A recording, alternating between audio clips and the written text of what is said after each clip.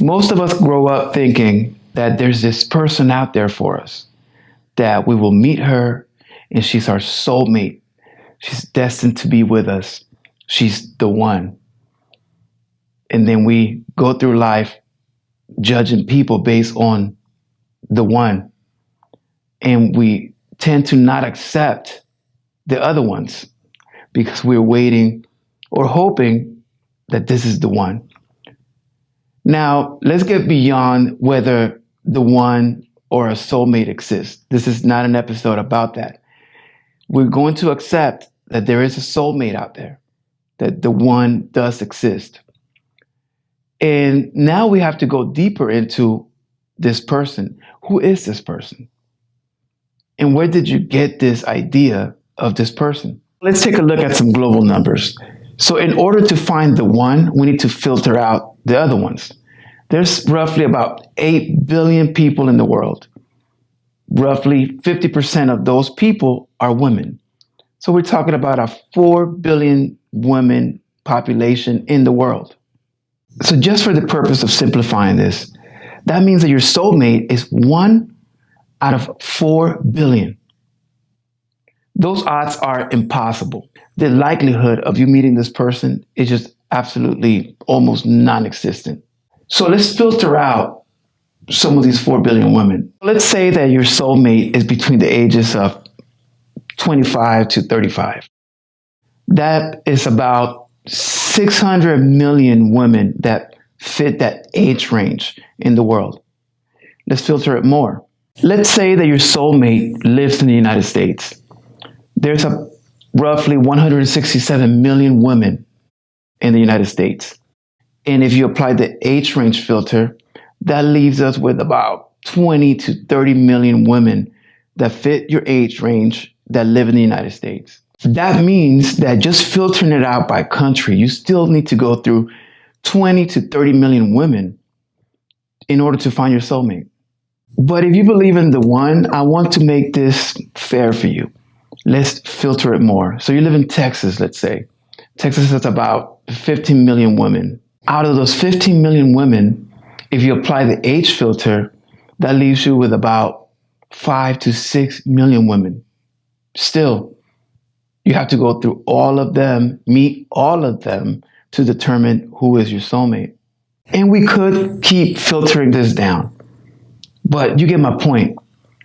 Even in your neighborhood, there may be several women that could be your soulmate. The improbability is this.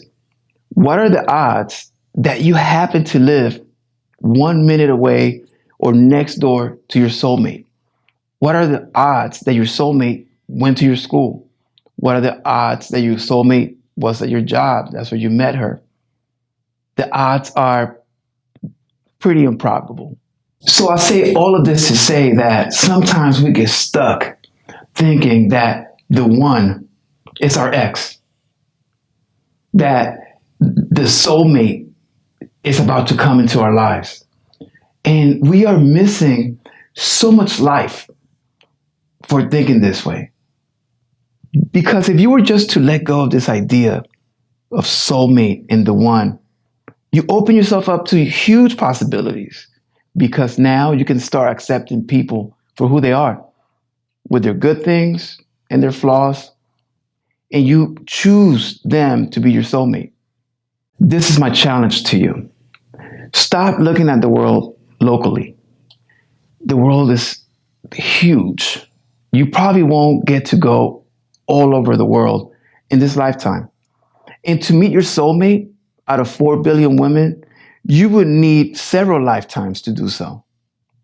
There's not enough time in a lifetime to meet your soulmate. So why not choose your soulmate? Why not be in control of that important aspect of your life? Why not say she's the one because you say so?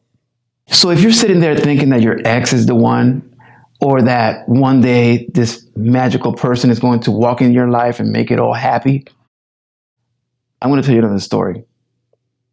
Go travel the world. Go meet women in India. Go meet women in Japan, Africa, Europe. Go everywhere. And Once you do that, then come back to your ex. I guarantee you, you'll realize that she's not the one. We choose the person to be the one. The one is not born the one. We make them the one. A lot of heartbreak comes from keeping people in a pedestal. Some people don't belong there. So you need to be really careful on who you choose to make the one in your life. That soulmate can destroy your soul. And a lot of times that is the pain of a breakup.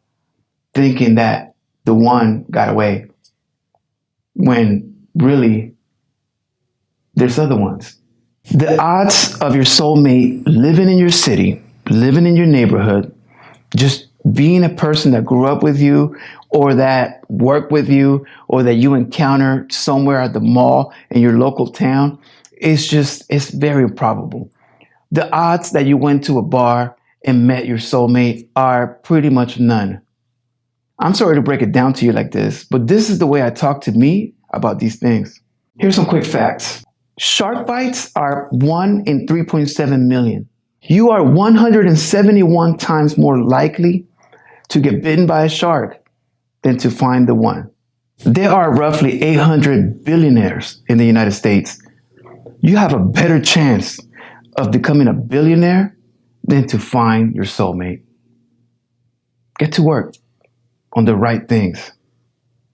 If this resonates with you, make sure you subscribe because there's more coming. Also, if there's someone you know that you know needs this information, share it. It's about improving. None of us are going to be perfect ever, but you can be as good as you could be. You can put that effort into the things that matter and make this lifetime something that's worth it.